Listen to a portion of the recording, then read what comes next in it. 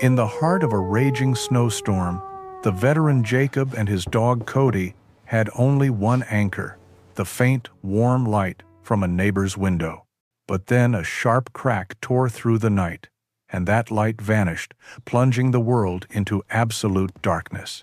Without a moment's hesitation, Jacob commanded Cody to stay, then grabbed his axe and prepared to step outside. He was no longer a failure running away. He was a soldier with a mission. Somewhere out there, a mother and her daughter were completely isolated. Will he make it in time? Join us to discover this story of quiet courage. Please support us by subscribing to the channel. The silence in the apartment was the heaviest thing Jacob had ever known. It settled over the empty rooms like a thick layer of dust, muffling the sounds of the city outside and amplifying the echo of his own weary movements. Each time he sealed a cardboard box, the screech of the packing tape sounded like a final, mournful cry. This was it, the end of a life, packed away into brown, anonymous squares. He stood in the middle of the living room, a tall man who carried his 50 years with a weary strength. His frame was lean but solid, a testament to a life of physical work. His short brown hair was flecked with silver at the temples, framing a face carved with lines of grief and failure, though a kindness still lingered in his tired blue eyes. He wore his usual attire, an unbuttoned plaid shirt of navy, gray, and beige over a plain gray t-shirt, paired with faded blue jeans and the sturdy work boots that had seen better days. Every part of him looked worn, from his clothes to the expression on his face. A low whine broke the quiet. Jacob looked down to see Cody, his 8-year-old German shepherd, staring up at him with intelligent, concerned eyes. Cody was a striking dog, his coat a rare and beautiful mix of wolf gray and patches of brilliant white along his chest and paws. He had been a gift from Sarah, Jacob's late wife, a fluffy puppy brought home just a year before the cancer took her in 2023. Now, the dog was the last living piece of that life, the last warm presence in a world that had grown cold and empty. Cody nudged his hand with a wet nose, as if to say, "I am still here." Jacob reached down and stroked the dog's head, his rough fingers sinking into the thick fur. "It's okay, boy," he murmured, his voice hoarse. "It's just you and me now." But it wasn't okay. The boxes stacked against the wall were proof of that. They contained the remnants of a 30-year marriage and a construction business built from the ground up, all lost. After Sarah passed, Jacob had poured everything, his grief, his energy, his entire savings, into one large commercial project. It was supposed to be his masterpiece, a tribute to her belief in him. Instead, a dishonest partner and a cruel turn in the market had bankrupted him. The business, J.S. Builders for Jacob and Sarah, was gone. The house they had shared was gone. And now, this small rented apartment was about to be gone too. Lying on the kitchen counter was a crisp white envelope. It had arrived 2 days ago. Inside was a letter from his landlord, Mr. Henderson, a man with a professionally sympathetic but firm tone. The letter was an official eviction notice. He had 30 days. 28 of them had already passed in a blur of numb disbelief. The feeling of failure was a physical weight, pressing down on his chest until it was hard to breathe. He had failed Sarah's memory.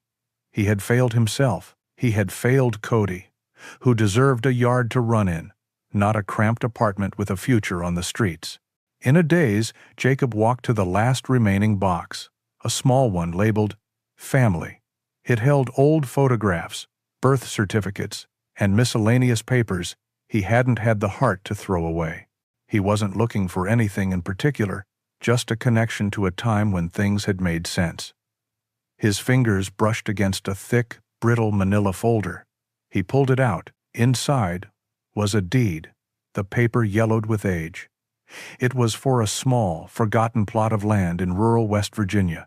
It had belonged to his grandfather, a man he barely remembered, and had been passed down to him years ago. He recalled his father mentioning it once, dismissing it as worthless, a patch of trees and rocks in the middle of nowhere. Jacob had forgotten all about it. He stared at the faded ink, the looping signature of his grandfather from 1973, and the small, hand-drawn map of the property. It was nothing. A piece of paper representing a patch of wild, untamed land. But right now, it was more than nothing. It was the only thing in the world he still owned outright. A desperate, reckless idea began to form in his mind. It was a crazy idea, the kind a man only has when he has absolutely nothing left to lose. He looked from the deed to Cody, who watched him with unwavering loyalty. He couldn't end up on the streets. Not with Cody. He wouldn't let them be separated. The decision settled in his soul with a quiet, grim finality. They would go. He would sell what little he had left, buy a bus ticket, and take a one-way trip into the unknown. He didn't know what he would find there. Maybe nothing more than rocks and trees, as his father had said. But it was a chance, a sliver of a possibility to start over from less than zero. The next few days were a painful blur. He sold his tools for a fraction of their worth. His old Ford F-150, his last symbol of independence, was sold to a young man who couldn't hide his excitement. Each transaction was a small death, another piece of his old identity stripped away. Finally, there was nothing left but 2 duffel bags, a bag of dog food, and a small roll of cash tucked into his pocket. He and Cody stood in the empty apartment one last time. The sun was setting, casting long shadows across the bare floor. The silence was still there, but now it felt different. It was no longer the silence of an ending, but the vast, terrifying silence of a blank page. "Ready, boy?" Jacob asked, his voice barely a whisper. Cody wagged his tail once, a gesture of absolute trust. For him, home was wherever Jacob was. Jacob clipped the leash onto his collar, took a deep breath, and walked out the door, not daring to look back. The bus ride was a long, rattling journey through the heart of the country. For 2 days, Jacob stared out the window as cities bled into suburbs, suburbs into farmland, and farmland into the rolling, endless green of the Appalachian Mountains. Cody lay curled at his feet, a warm and steady weight that kept the rising tide of panic at bay. With every mile that passed, Jacob felt the last threads connecting him to his old life snap one by one. There was no going back now. There was only the land, and the desperate hope that it would not be another failure. They were dropped off at a dusty station in a small West Virginia town that seemed to have been passed over by time. A single main street held a handful of storefronts, their paint faded by the sun. From there, a kindly old taxi driver, after a curious glance at the man with the large dog and minimal luggage, drove them the last few miles out of town, down winding country roads until the pavement gave way to gravel.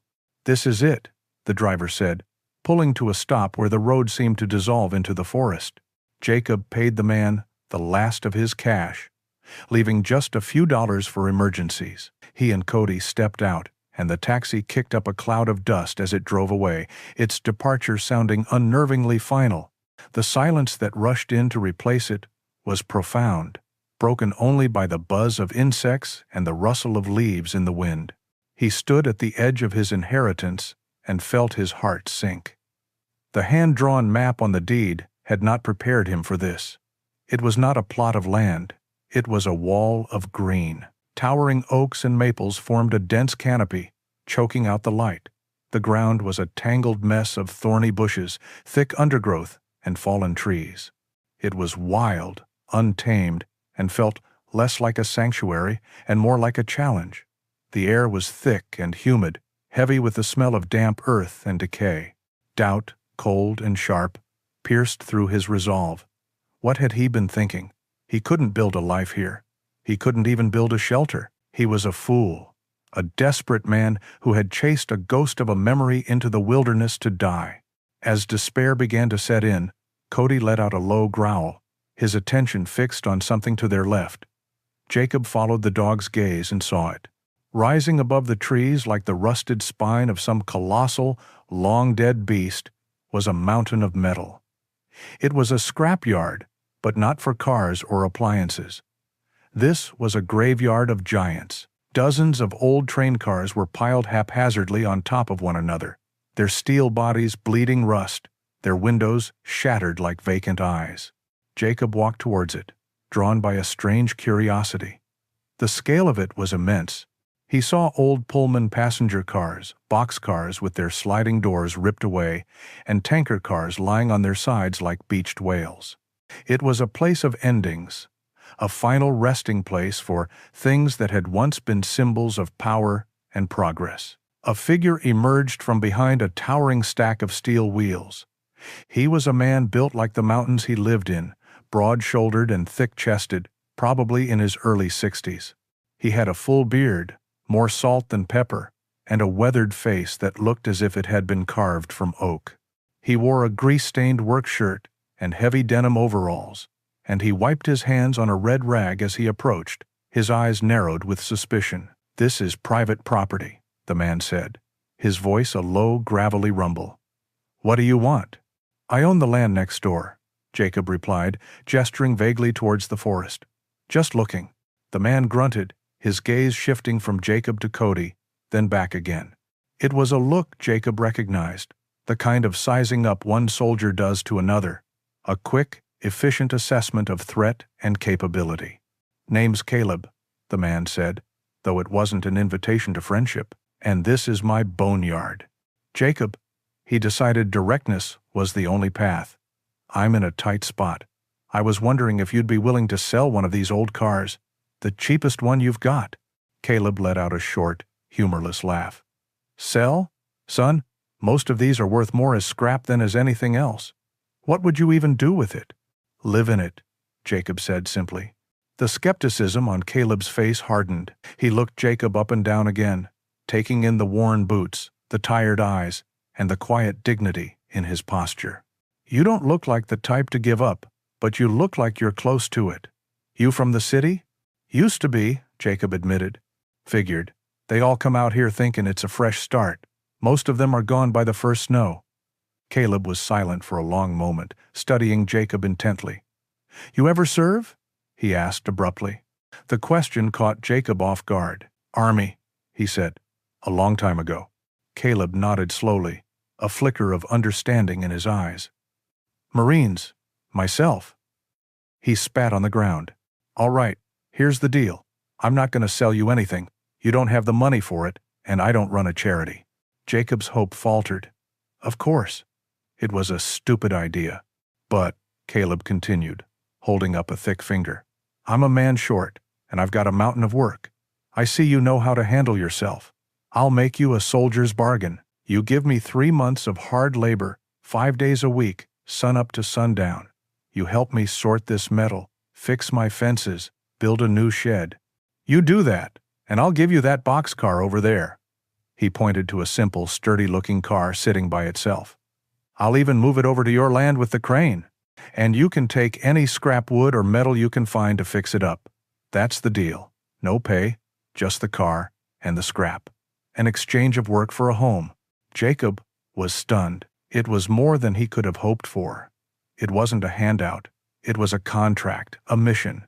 It was a way to earn his survival with his own 2 hands.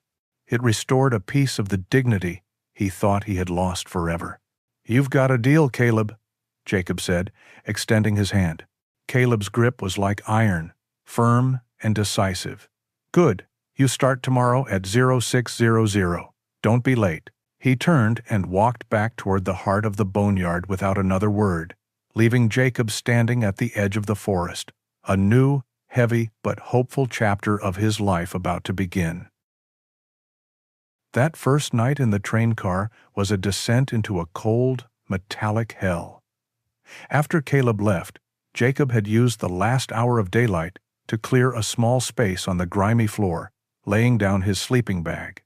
But sleep was a distant country he could not reach. The steel walls of the boxcar seemed to absorb the deep, chilling cold of the West Virginia night and radiate it directly into his bones. A damp, musty smell of rust and decay filled his nostrils with every breath. Outside, the forest came alive with a symphony of unnerving sounds. The wind howled through the trees, making the branches scratch against the metal roof like skeletal fingers. An owl hooted somewhere nearby, its call a lonely, mournful question. Every snap of a twig, every rustle in the undergrowth, sent a jolt of primal fear through him. He was an intruder here, a soft city man completely out of his element, and the wilderness was letting him know it. Doubt, which had been a sharp point earlier, now became a suffocating blanket. He lay in the darkness, the weight of his failures pressing down on him. He saw Sarah's face, smiling at him from their wedding photo. He heard the roar of the bulldozers from his last construction site, the sound of his dreams turning to dust. He had dragged Cody into this mess, into this cold, dark tomb. It wasn't a fresh start. It was the end of the line. Regret was a bitter taste in his mouth, so strong it almost made him sick. Just as the despair threatened to swallow him whole, he felt a warm, heavy pressure against his back.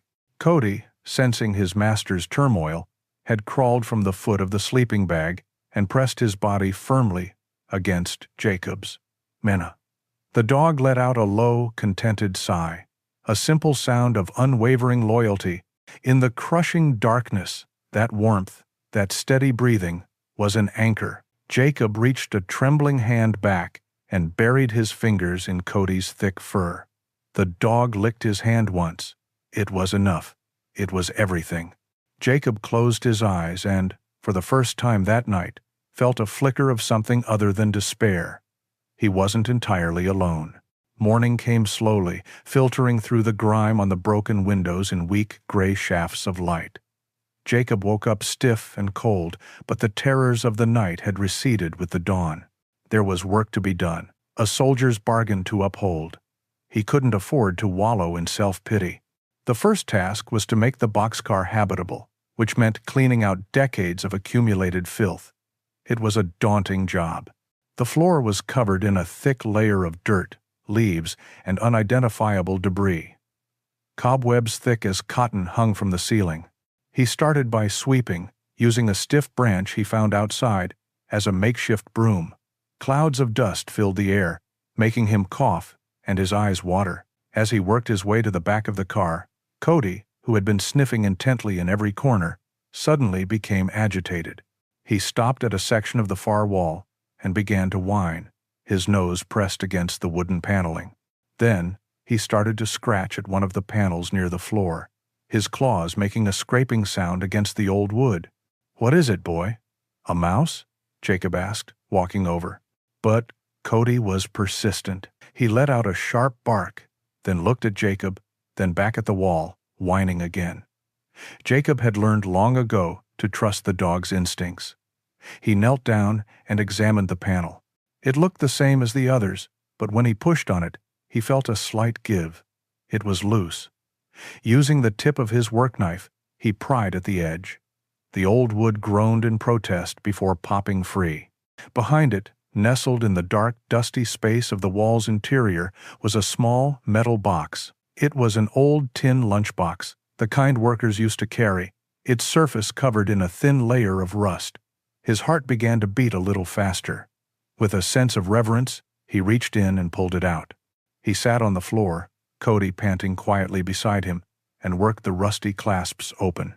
Inside, resting on a bed of yellowed cotton, were a small stack of letters tied with a faded ribbon, a few black and white photographs, and a small, leather-bound notebook. He picked up the photographs first.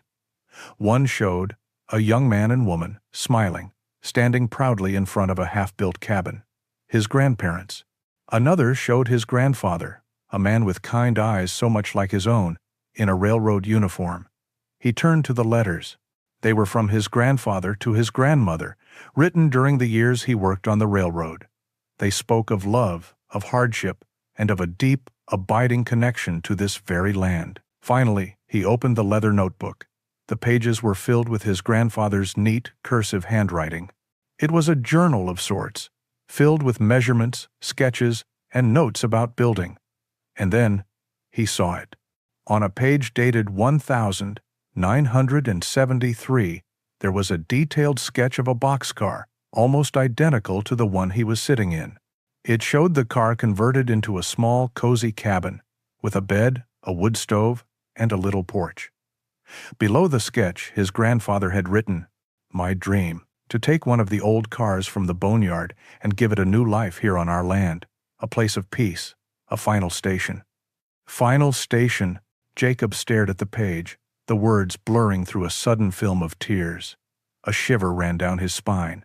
It wasn't a coincidence. It wasn't his own desperate, crazy idea.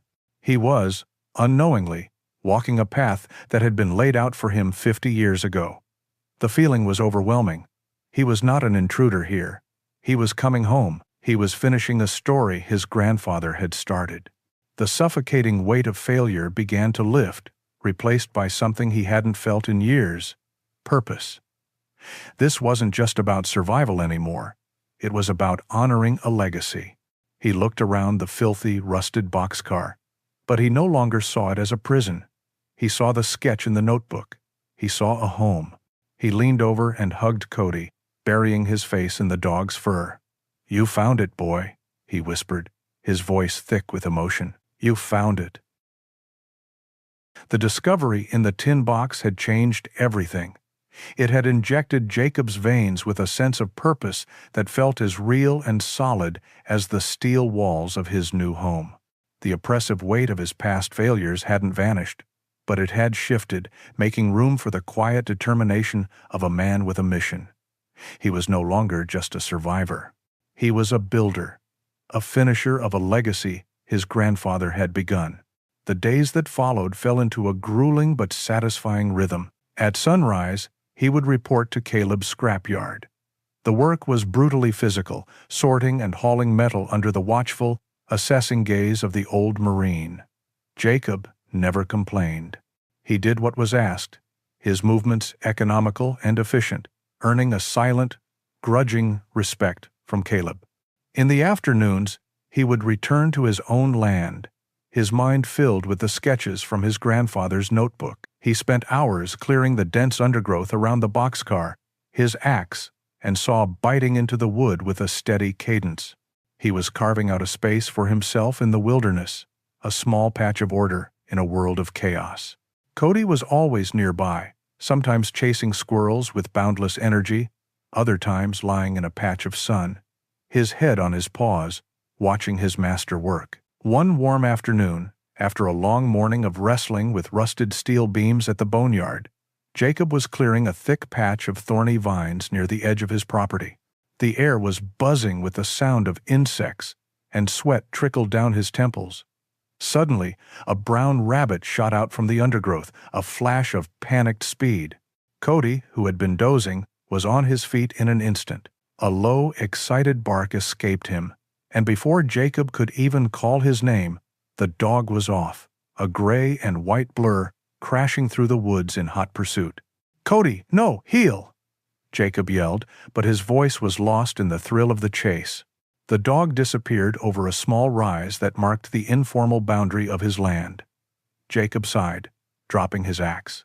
He knew Cody would never catch the rabbit, but he had to be retrieved before he got lost or caused trouble. Wiping his brow with the back of his hand, Jacob started jogging after him. As he crested the rise, the sound of a child's laughter, clear as a small bell, reached him. He slowed his pace, moving more cautiously. Through a clearing in the trees, he saw a small girl, no older than 7, sitting on the ground.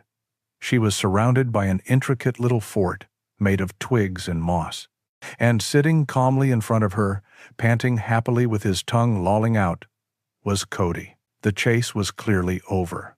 The girl, Maya, was a sprite of the woods.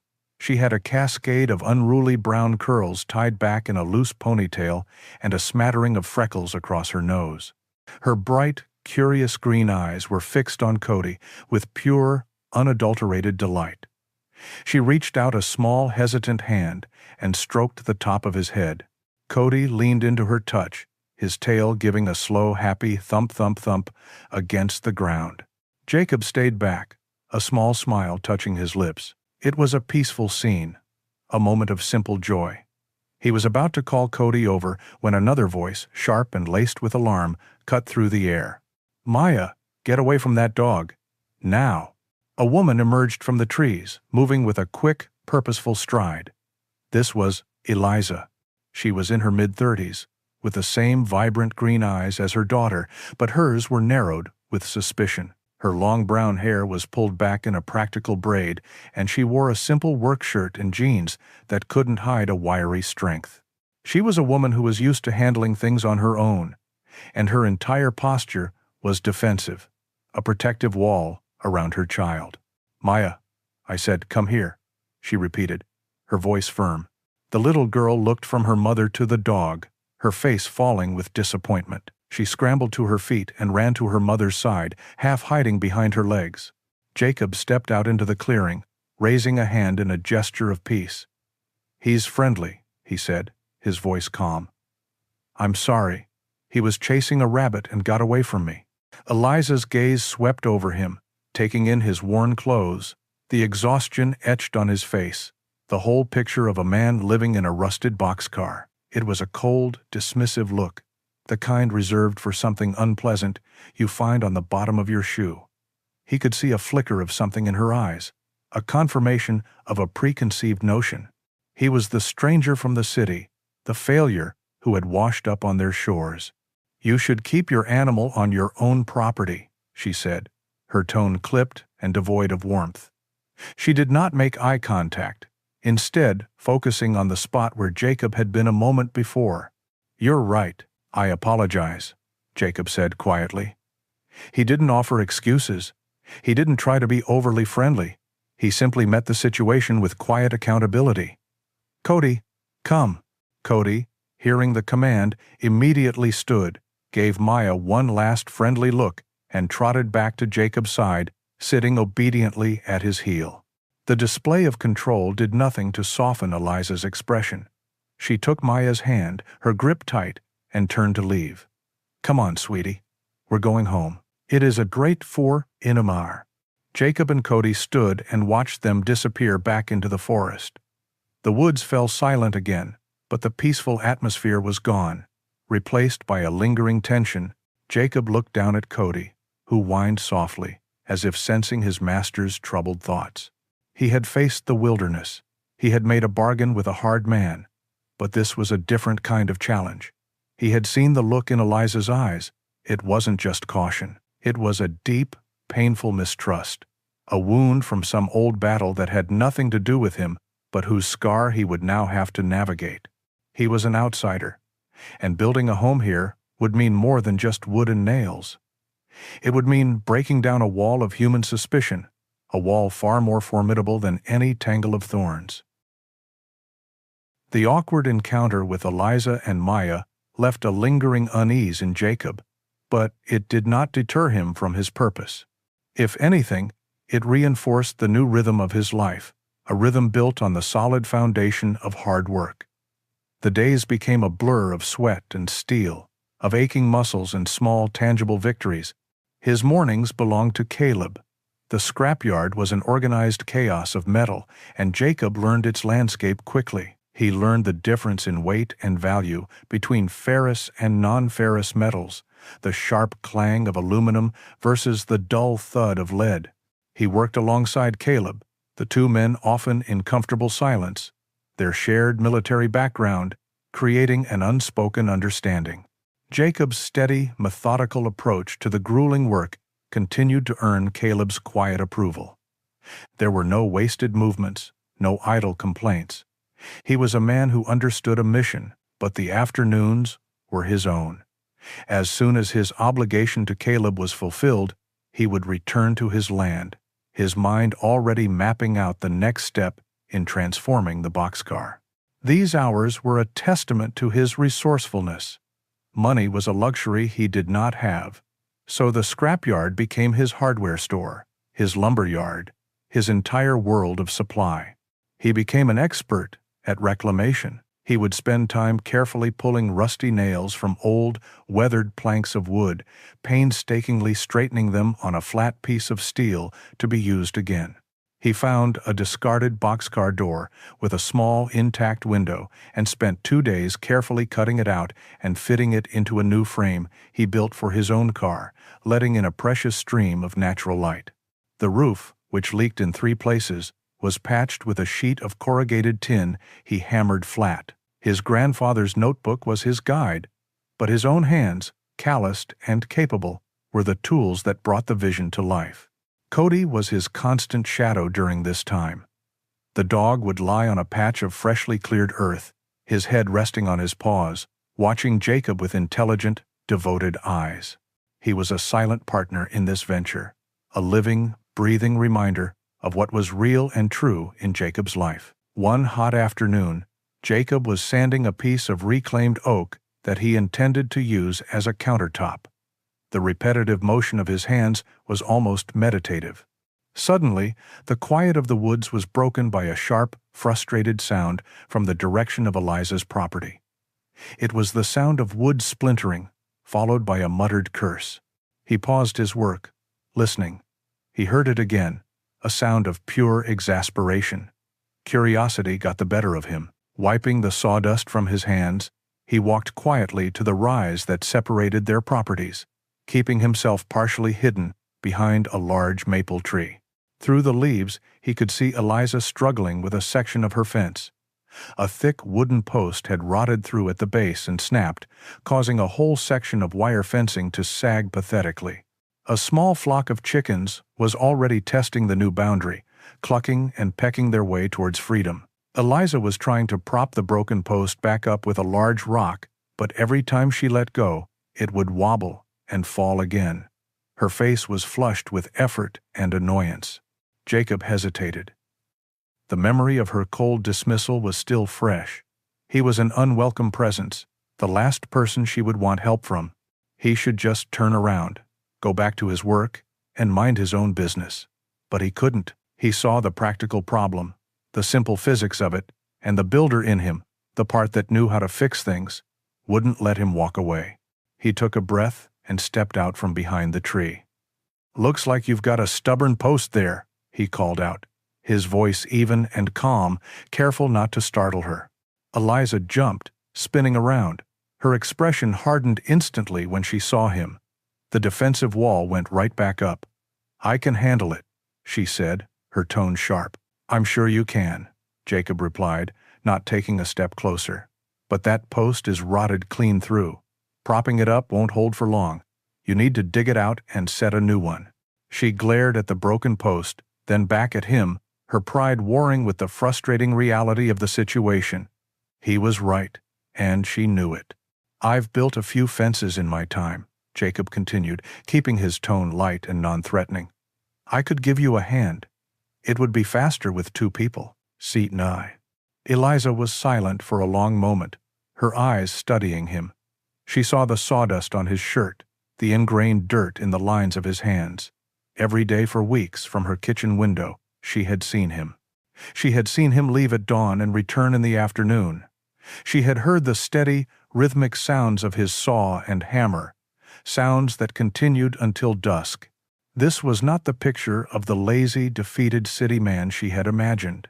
This was the picture of relentless, back-breaking work. Finally, with a sigh of resignation, she gave a stiff nod.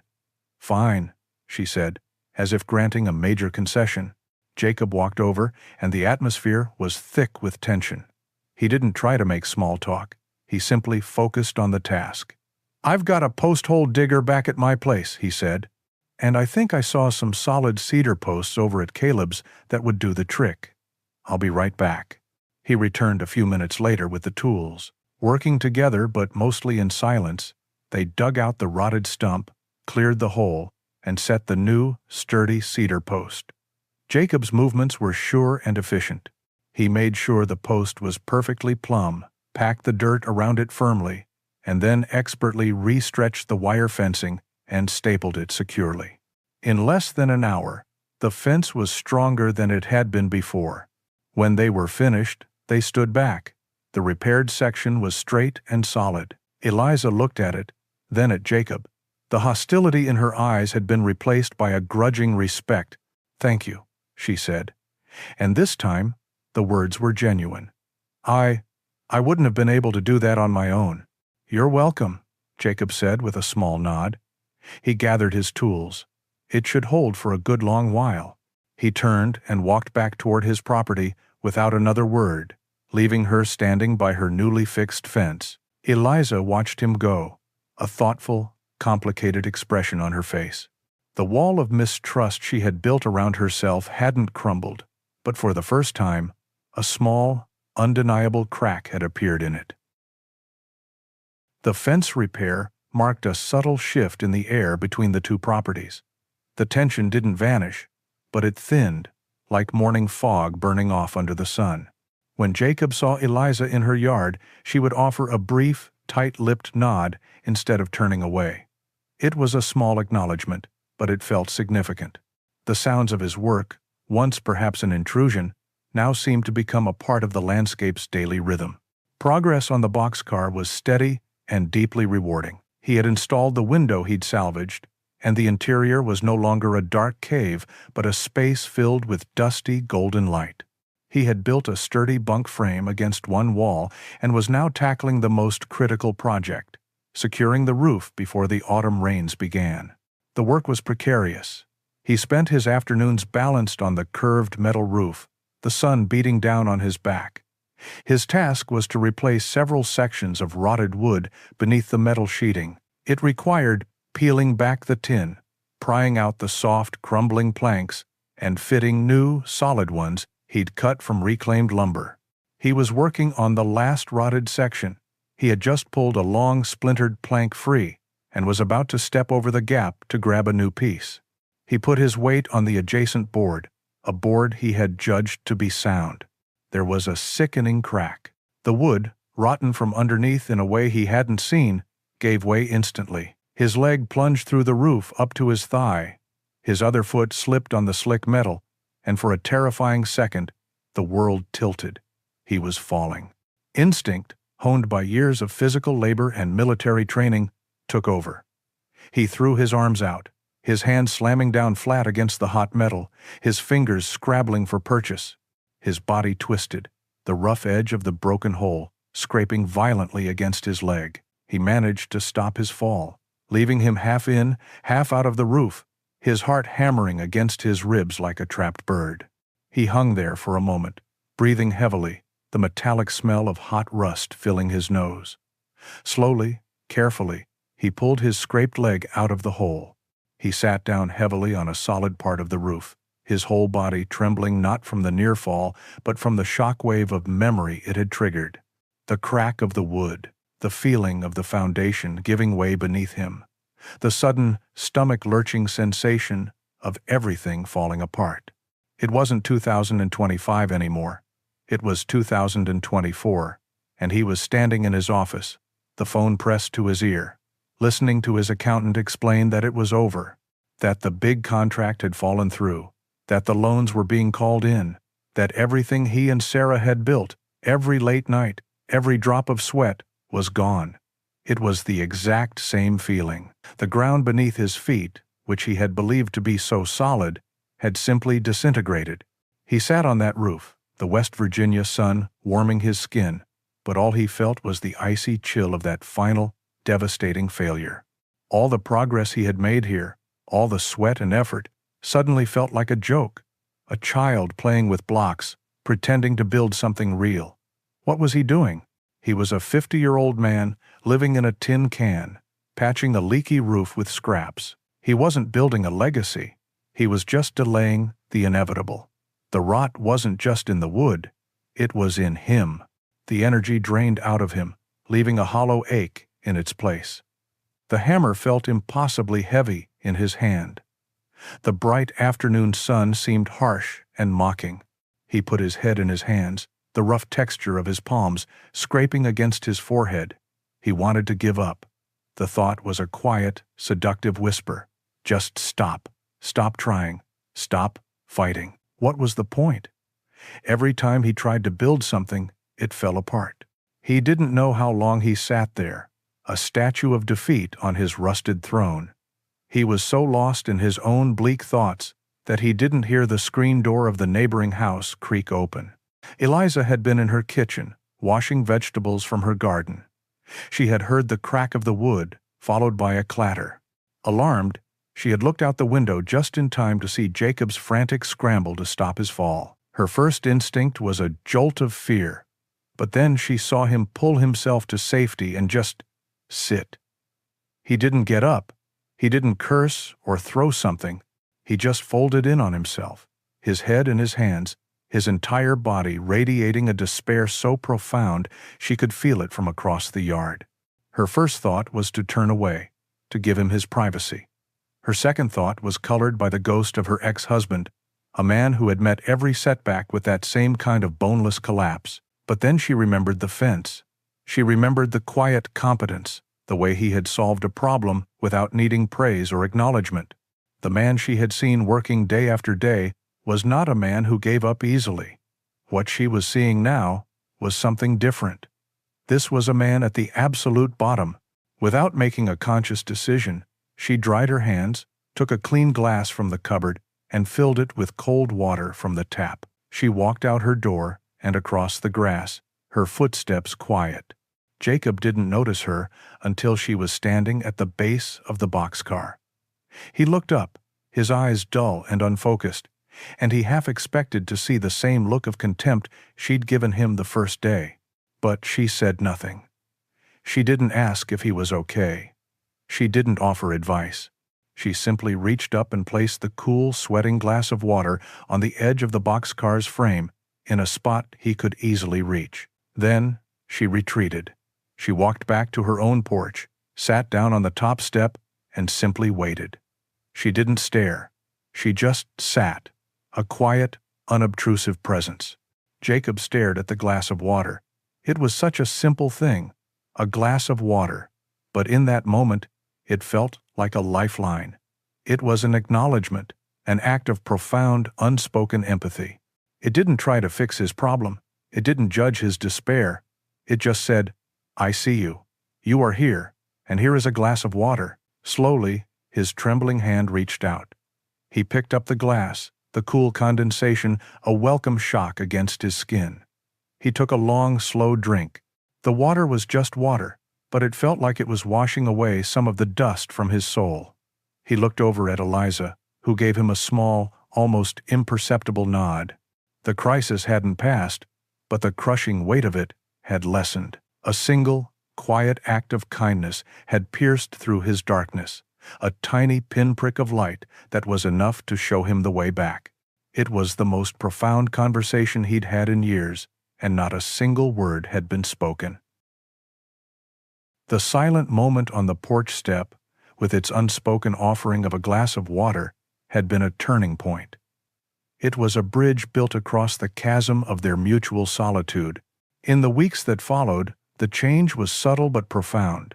The air between Jacob and Eliza was no longer charged with suspicion, but with a quiet, watchful curiosity. Their conversations were still brief, limited to practicalities about the weather or a question about a particular tool, but the defensive edge was gone.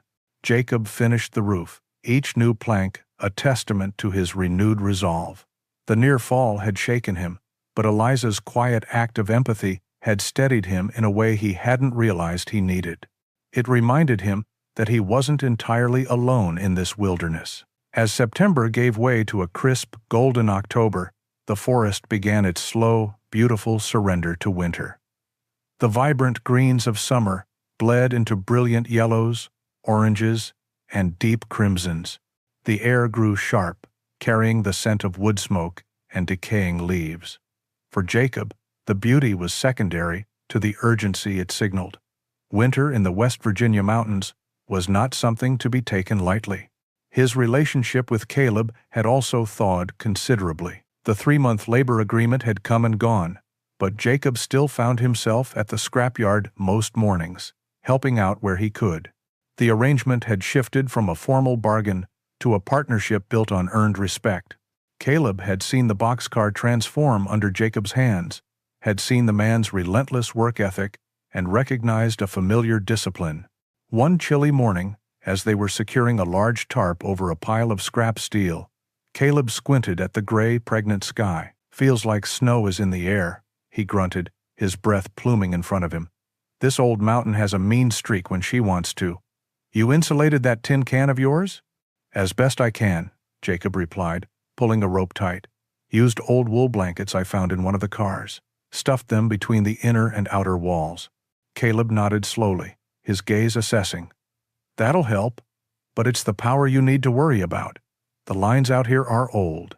A heavy snow, a little ice, and they'll snap like twigs. You could be without power for days, even a week. Jacob's face was grim. He knew this was his biggest vulnerability. A fire would keep him from freezing, but a prolonged outage meant no light and no way to charge the small battery he used for his radio. I've been thinking about that, Jacob admitted. Caleb chewed on the inside of his cheek for a moment, then gestured with his head toward a cluttered shed at the back of the yard. Got an old generator in there, a military surplus model from the 1992nd. Thing is loud as a tank and drinks gas like a thirsty soldier, but it's never failed me. The pull cord's busted, but I reckon a man with your skills could rig a fix. He paused. Take it. Consider it a bonus for the work you've done. Jacob was taken aback. It was a significant offer, far more than simple charity. It was a sign of trust, a piece of vital equipment offered from one veteran to another, an acknowledgement that they were comrades in this quiet war against the elements. Caleb, I can't just... Didn't ask you. Caleb cut him off, his tone gruff to hide the sentiment. Just get it running before the first real storm hits. Now grab the other end of this rope. The generator became Jacob's new priority. He hauled it back to the boxcar, and as Caleb had predicted, it was a beast. But it was a machine, and machines were something Jacob understood. He spent 2 days taking it apart, cleaning the carburetor, checking the spark plug, and patiently engineering a new, sturdy handle for the pull cord. When he finally filled it with a splash of gas and gave a mighty heave, it roared to life with a deafening but beautiful shudder. The sound of self-reliance was loud, but it was music to his ears. With his shelter secured and a source of power established, Jacob's preparations entered their final phase. He became a man obsessed with firewood. He spent every spare moment with his axe, felling dead trees, sectioning the logs, and splitting them with a steady, rhythmic swing. He stacked the wood in a neat, towering pile against the side of the boxcar, a fortress wall against the coming cold. As he worked, his gaze would often drift across the clearing to Eliza's small house. His concern, once confined to his own survival, had quietly expanded its perimeter. He noticed things. He saw that her woodpile, while neat, was only half the size of his. He saw a shutter on an upstairs window that hung at a slight angle, a potential vulnerability in a high wind. He saw that the gutters along her roof were thick with fallen leaves, a recipe for ice dams when the snow came. He felt a protective instinct rise in him, a sense of duty that was as natural as breathing. He couldn't just march over there and take over. Their friendship was still too new, too fragile for that. Her pride was a high fence, and he had only just earned the right to stand on the other side of it. So he kept watch, a silent guardian. One afternoon, he split an extra load of wood, stacking it near the edge of his property. The next morning, it was gone, and a basket of late-season apples and a jar of honey had appeared in its place. No words were exchanged, but none were needed. The first snowflakes fell on a quiet Tuesday afternoon in late November. They were large and wet, drifting down lazily, melting as soon as they touched the ground. But they were a warning. Jacob stood on the small porch he had built, a mug of hot coffee warming his hands. He watched the flakes dissolve on the dark earth. Cody stood beside him, whining softly, sensing the change in the air. Jacob reached down and stroked the dog's thick fur, his eyes looking past his own fortified shelter, past the trees, to the little house where a light had just flickered on in the kitchen window. The heart of winter was coming, and he was ready for it. He had to be, for more than just himself. The first gentle snowflakes of the afternoon were a lie. As dusk bled into a deep, starless night, the character of the storm changed. The lazy drift became a frantic, horizontal assault, driven by a wind that howled through the skeletal trees like a grieving animal. The world outside Jacob's small window dissolved into a churning chaos of white. Inside the boxcar, the warmth from the small wood stove fought a valiant but losing battle against the cold seeping through the metal walls. Jacob sat on his bunk, listening. He had lived through enough winters in enough harsh places to recognize the different voices of a storm. This one was not just passing through. It had come to settle in, to test the resolve of everything in its path. Cody lay by the stove, his ears twitching at every violent gust of wind, a low growl occasionally rumbling in his chest. Jacob's gaze was fixed on the single point of light visible through the blizzard, the warm, yellow square of Eliza's kitchen window.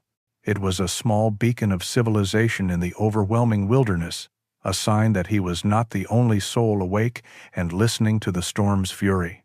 He was just about to add another log to the stove when a sound tore through the wind's howl. It was not the groan of a tree bending, but the sharp, explosive crack of one breaking, followed by a deep, earth-shaking thud that vibrated through the floor of the boxcar. Instantly, the yellow square in the distance vanished, plunged into absolute blackness. Jacob was on his feet before the echo of the crash had faded. "Stay," he commanded Cody, his voice sharp and clear. The dog, sensing the urgency, immediately lay back down, his eyes wide and fixed on his master. There was no panic in Jacob's movements, only a swift, methodical efficiency. He pulled on his heavy winter gear, the worn brown leather jacket over his flannel shirt, insulated gloves, a thick wool cap. He checked the fuel in his lantern and lit it, its steady golden glow pushing back the oppressive darkness. He grabbed his heavy-duty axe from its place by the door and a long, sharp handsaw. He was no longer just a man in a boxcar. He was a soldier, and a mission had just presented itself. Stepping outside was like stepping onto another planet. The wind ripped at him, trying to tear the lantern from his grasp. The snow was already well past his ankles and drifting into deep pockets. The world he knew, the clearing, the trees, Eliza's house, was gone, replaced by a blinding, swirling vortex of white. He shielded the lantern with his body and began to trudge forward, leaning into the wind. Every step was a battle. The cold was a physical thing, a predator that clawed at any exposed skin. He kept his eyes locked on the spot where the light had been, using an old soldier's trick of navigating by instinct and memory when sight failed. He found the source of the crash halfway between their properties. A massive oak tree, a giant that had likely stood for a century, had succumbed to the storm. It had fallen directly across the narrow path, its thick trunk a formidable barrier. Worse, its upper branches had tangled with the power line, snapping it and pulling the pole at a dangerous angle. He didn't waste time assessing the power line. It was a problem for the utility company, whenever they could get through. The immediate problem was the tree. It blocked the way. It was a wall between him and his neighbors. He set the lantern down in a hollow at the base of the tree, its light creating a small bubble of reality in the chaos. He took up his axe, its weight familiar and comforting in his hands. He found his footing in the deep snow and began to swing. The work was brutal. The wind stole his breath and drove icy particles into his face. The axe bit deep into the frozen wood, sending chips flying into the darkness.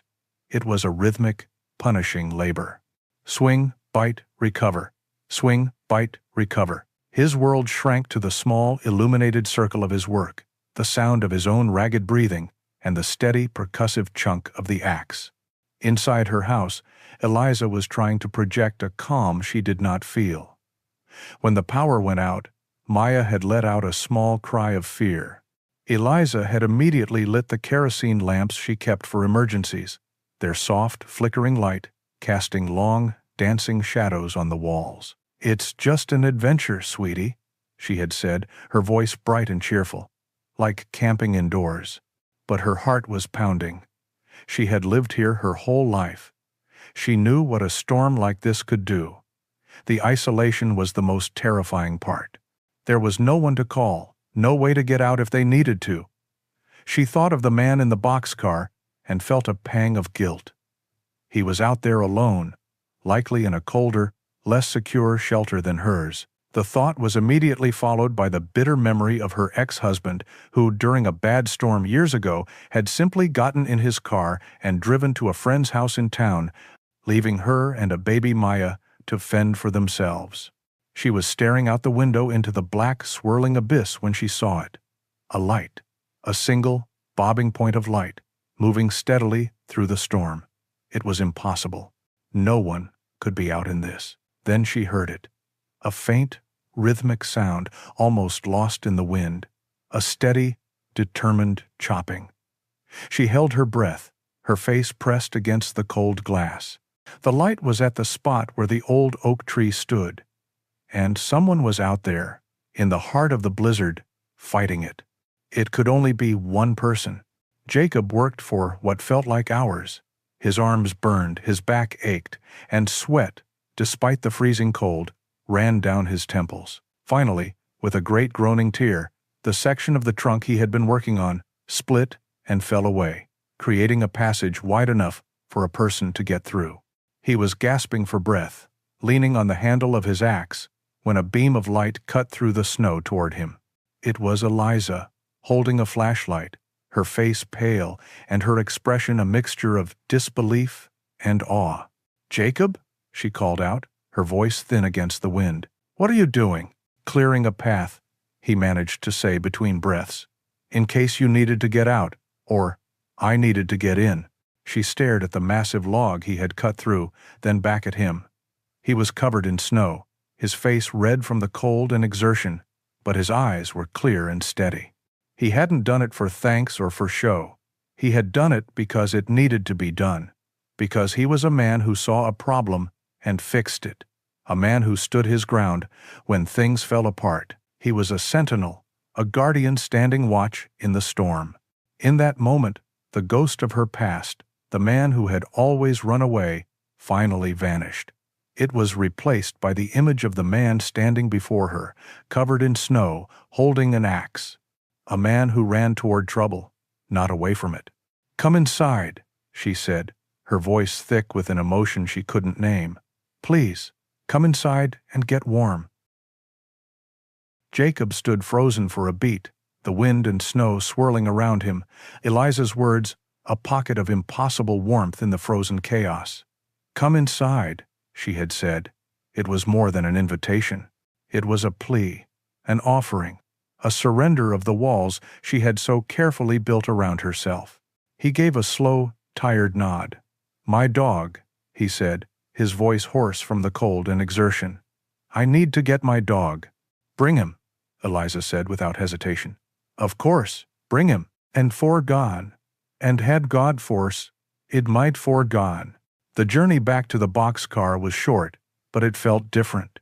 The oppressive loneliness of the storm was gone, replaced by a thread of connection that stretched through the blizzard back to the warm light of Eliza's house. He found Cody waiting patiently by the door, whining with relief when Jacob entered. He quickly checked the stove, banked the fire to keep it smoldering safely, and then clipped the leash onto Cody's collar. Walking into Eliza's house was like stepping into another world. The air was warm and smelled of kerosene, cinnamon, and something baking. The light from the lamps cast a soft, gentle glow over a space that was the complete opposite of his stark, functional boxcar. There were crayon drawings taped to the refrigerator, a small pair of muddy boots by the door, and a worn, comfortable-looking sofa with a colorful afghan draped over it. It was a home, filled with the quiet, lived-in energy of a family. Maya, her eyes wide with a mixture of fear and excitement, was sitting at the small kitchen table. She gasped with delight when she saw Cody. "You brought your dog." "He was cold, too," Jacob said, his voice softer than he intended. Eliza took their wet coats and hung them on hooks by the door. "There's stew on the stove," she said. "It's not much, but it's hot." The meal was one of the best Jacob had ever eaten. It was a simple beef stew, but it was rich and hot, and it warmed him from the inside out. They ate by lamplight, the storm still raging outside, but its power felt diminished, held at bay by the fragile circle of warmth inside the small kitchen. Maya, once she got over her shyness, chattered happily, asking Jacob 1,000 questions about Cody. about the boxcar, about whether he liked living in the woods. Her innocent prattling filled the spaces between the quiet, watchful adults, a gentle bridge between them. After dinner, Eliza declared it was past Maya's bedtime. After tucking her daughter into bed, she returned to the kitchen and poured 2 mugs of hot coffee. She sat down opposite Jacob, the table between them feeling both like a barrier and a shared space. Cody was now asleep at Jacob's feet, his occasional snores a comforting domestic sound. For a long time, neither of them spoke. There were 1,000 things to say, but the silence felt necessary, a moment to let the reality of the night settle. It was Eliza who finally broke it, her voice low. "You must think I'm a terrible person," she began, her gaze fixed on the steam rising from her mug. "The way I was with you at the beginning. So hostile." Jacob shook his head. "You were just being cautious. A strange man moves into a derelict boxcar next door. I don't blame you." A sad, humorless smile touched her lips. "It was more than that," she said. And then she took a breath and began to speak, her words careful at first, then flowing more freely as she unburdened herself. She told him about her ex-husband, Maya's father, a man from the city who had swept her off her feet with grand promises of a better life, of taking her away from the small town she'd always known. "He was a charmer," she said, her voice laced with old pain. "He could talk anyone into anything, but he was a man made of words, not actions. When things got hard, when the reality of life didn't match the fantasy he'd built, he just faded. He hated the winters here. He said they were isolating, suffocating." She looked up, her eyes meeting Jacob's in the dim light. "During a bad ice storm, about 4 years ago, the power went out. Maya was just a toddler. He said he was going into town to find a hotel. He never came back." The story landed in the quiet kitchen with a heavy finality. It explained everything: her distrust, her fierce independence, her fear of a man who represented the same kind of failure, the same kind of flight from responsibility. Jacob listened without interrupting, his expression unreadable. When she was finished, he didn't offer empty platitudes or reassurances. He simply nodded, a gesture of profound understanding. Then, it was his turn. "I'm not that man, Eliza," he said softly. "But I know what it feels like to fail. I'd say." He told her about Sarah, about their shared dream. He spoke of the construction company, not with pride, but with the quiet sorrow of a man describing a fallen kingdom. He told her about the final year, the desperate gamble, the crushing weight of the bankruptcy, and the suffocating guilt of losing everything they had ever worked for. He explained how Sarah's death a year before the business failed had hollowed him out, and how the bankruptcy had felt like a second death, a final betrayal of her memory. "When I came here," he concluded, his voice barely a whisper, "I wasn't running to something. I was just running away from the man I had become. A failure. A man who couldn't protect what mattered most." In the flickering lamplight, they looked at each other, 2 survivors of different storms. They had shared the broken pieces of their pasts, and in doing so, had created something whole. The space between them was no longer empty. It was filled with a rare and powerful understanding. The labels of neighbor and stranger had dissolved, replaced by something deeper, more resonant. They were comrades, allies, in the quiet art of healing. They were 2 lonely souls who had, in the heart of a winter storm, finally found a safe harbor in each other. The storm that had broken the great oak tree had also broken the back of winter. In the days that followed their shared confessions, the snow had continued to fall, blanketing the mountains in a deep, silent white. But it was a different kind of silence. The oppressive loneliness was gone, replaced by a shared solitude that felt more like peace. Jacob spent his days at the boxcar, putting the final touches on his home, while Eliza and Maya stayed in theirs. But now, they were 2 points of light in the wilderness, aware and protective of each other. Then, slowly, almost imperceptibly, the world began to change. The iron grip of the frost loosened. The days grew a fraction longer, the sunlight a little less pale. The snow began to recede from the edges of the clearing, revealing the damp, dark earth beneath. The sound of dripping water was a constant, gentle percussion, the mountain weeping away the last of its winter grief. Spring was coming not with a sudden burst, but with a quiet, persistent promise. By the time the last patches of snow had vanished and the first green shoots were pushing their way through the leaf litter, the boxcar was transformed. It was no longer a rusty relic, a monument to desperation. It was a home. Jacob had clad the exterior in reclaimed cedar planks, their silvered gray wood blending harmoniously with the surrounding forest. He had built a small, sturdy porch on the front, just wide enough for 2 chairs and a small table.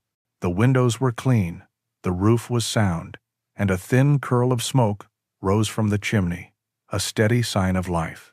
His contract with Caleb was officially over, but their relationship had evolved. Jacob was no longer the desperate outsider. He was a fixture, a part of the landscape.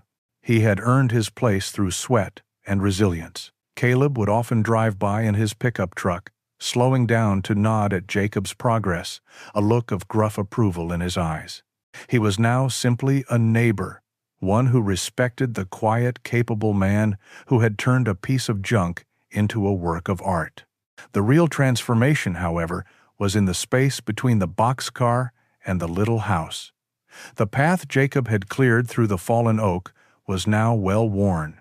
Maya was a frequent visitor, usually with Cody as her willing escort. She would arrive with a drawing for Jacob or a question about a bird she had seen, her bright, youthful energy a balm to his soul.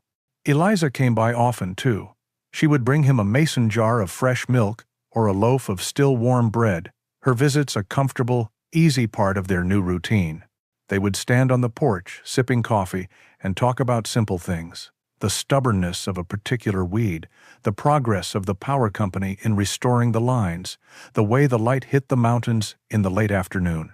They never spoke of the night of the storm again. They didn't need to. It was the foundation upon which this new, quiet trust was built. Jacob saw in her a strength he deeply admired, and she saw in him a steadfastness she had never known. The ghosts of their pasts hadn't vanished, but they no longer haunted the present. They had been acknowledged, named, and then gently laid to rest. One bright Saturday morning in early May, Jacob was sitting on his new porch, sanding a piece of wood for a window box. The air was sweet with the scent of damp earth and new growth. Cody was lying in a patch of sun, his tail thumping a lazy rhythm against the wooden planks. He heard the familiar sound of footsteps and looked up to see Eliza and Maya walking across the clearing. Maya was carrying a small, hand-drawn piece of paper. "We brought you the plans," she announced with great seriousness, handing the paper to Jacob. He took it and studied it. It was a child's drawing of a garden, with lopsided squares for vegetable patches and brightly colored circles for flowers. Little labels identified carrots and tomatoes and sunflowers. Eliza smiled, a genuine, easy smile that reached her eyes. "Maya thinks your porch needs a garden in front of it. And she's right. It might for man's, Kafrid."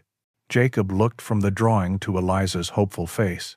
"A garden," he said, the word feeling good in his mouth. It was a word about the future, about putting down roots. "I think that's a fine idea." He set his sanding block aside and stood up. "Well, if we're going to do it, we should do it right. The soil is probably a bit rocky right here. We'll need to build a raised bed." And, just like that, they were a team, a family. He went to get his tools, while Eliza pointed out the best spot to catch the morning sun.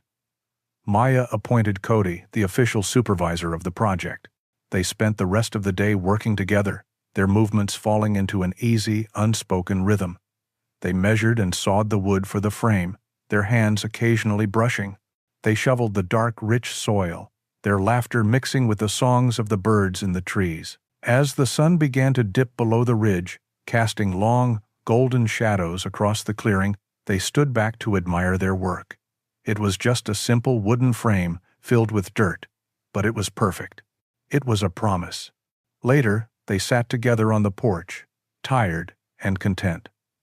Maya was nestled between them, drowsing, her head resting against Jacob's arm. Cody lay at their feet, his chin on his paws, watching the last of the light fade from the sky. A gentle breeze rustled the new leaves on the trees. Jacob looked at Eliza, and she looked back at him. No words were needed.